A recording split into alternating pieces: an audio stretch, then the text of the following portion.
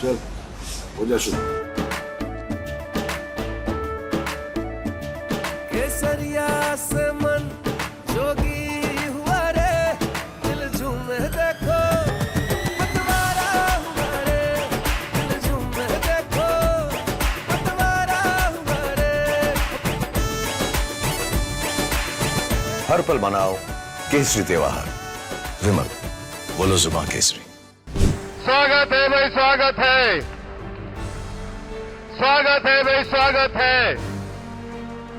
फिर तीसरी बार, फिर तीसरी बार, फिर तीसरी बार।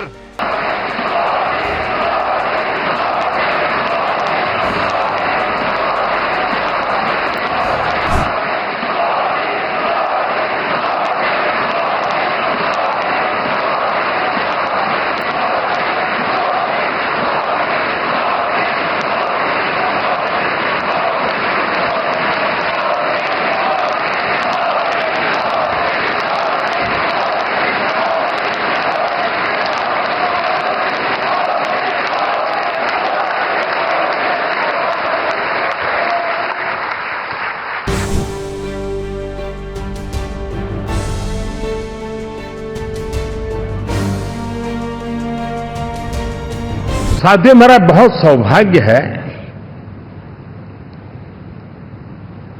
कि एनडीए के नेता के रूप में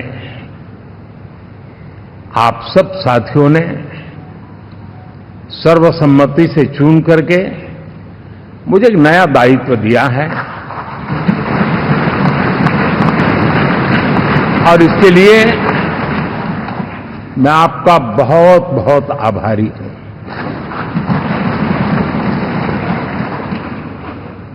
व्यक्तिगत जीवन में एक मैं जवाबदारी का एहसास करता हूं। जब 2019 में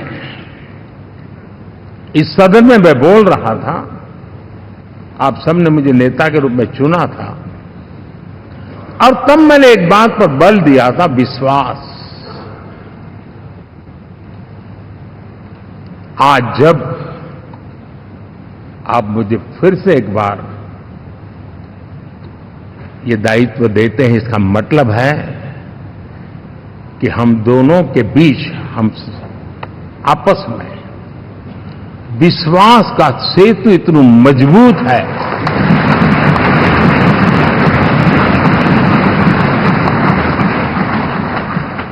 ये अटूट रिश्ता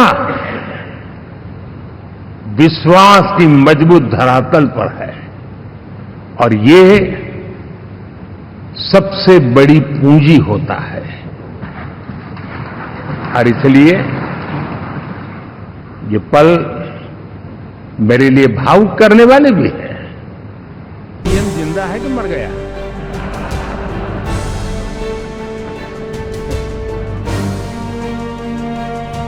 चार जून के नतीजे चल रहे थे, मैं तो अपने काम में कुछ व्यस्त था, बाद में फोन आना शुरू हो गए। तो मैंने किसी को पूछा, यार ये तो ठीक है आंकड़े वांकड़े, तो मुझे ये बताओ कि ईवीएम जिंदा है कि मर गया?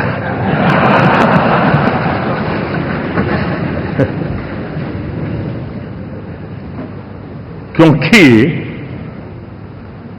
ये लोग तय करके बैठे थे कि भारत के लोकतंत्र और लोकतंत्र की प्रक्रिया के प्रति विश्वास ही लोगों का उठ जाए और लगातार ईवीएम को गाली देना।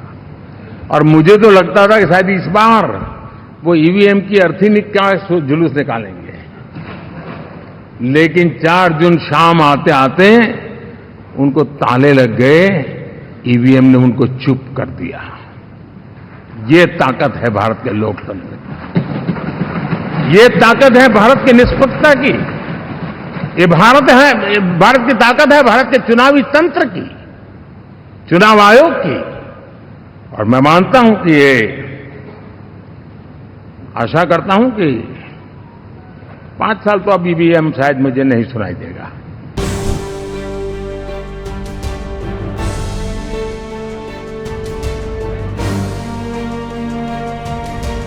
साथियों, इस देश के लिए ये भी चिंता का विषय है कि विश्व में भारत के लोकतंत्र की ताकत को कम आंकने का प्रयास, और कितना एक्सट्रीम है।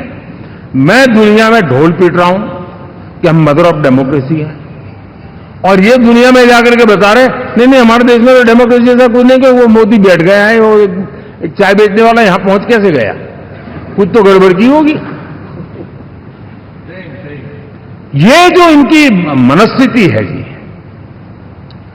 भारत के नागरिकों को चुनाव प्रक्रिया के प्रति अविश्वास पैदा करने का जो उनका षड्यंत्र है, मैं मानता हूं कि अब दुनिया भी भारत के लोकतंत्र की विविधता, विशालता, व्यापकता, गहनता, इन सबको भी जानने समझने के लिए आकर्षित होगी।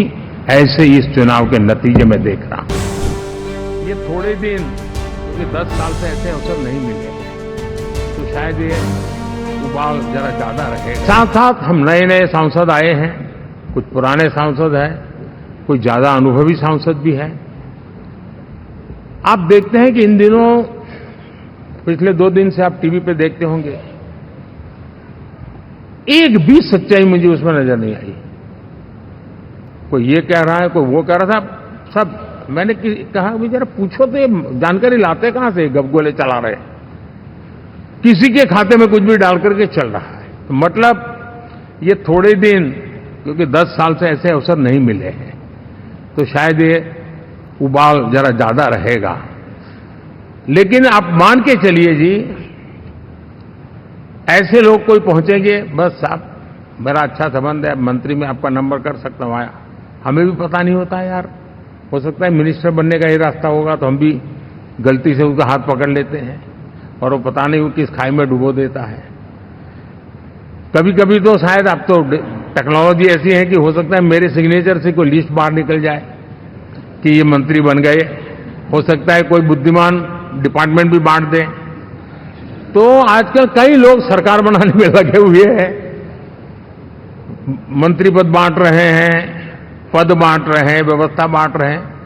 मैं आपसे आग्रहपूर्वक कहता हूं, और जो मोदी को जानते हैं, ये सारे प्रयास निरर्थक है वे।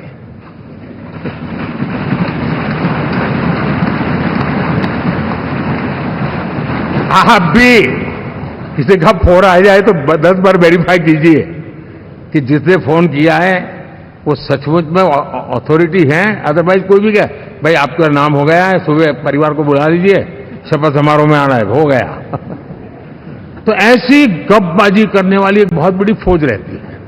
कुछ लोग आदतन करते रहते हैं, कुछ लोगों को मजाक आती है लेकर, और कुछ लोग बदिरादे से करते हैं। मेरा सभी सांसदों से आग्रह है कि हम इन सारे षड्यंत्रों का शिकार न बने। दूसरा, हमारे जो इंडिया अलायंस वालों ने इस चुनाव में फेक न्यूज में एक्सपर्टाइज कर लिया, डबल पीएचडी कर लिया उन्होंने, वो शायद इसका भरपूर उपयोग करेंगे। हम कृपा करके इन चीजों से दूर रहें, अफवाहों से दूर रहें।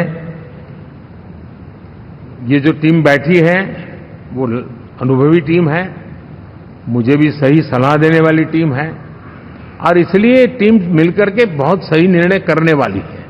कृपा करके ब्रेकिंग न्यूज के आधार पर देश चलेगा नहीं, ये मान के चलिए।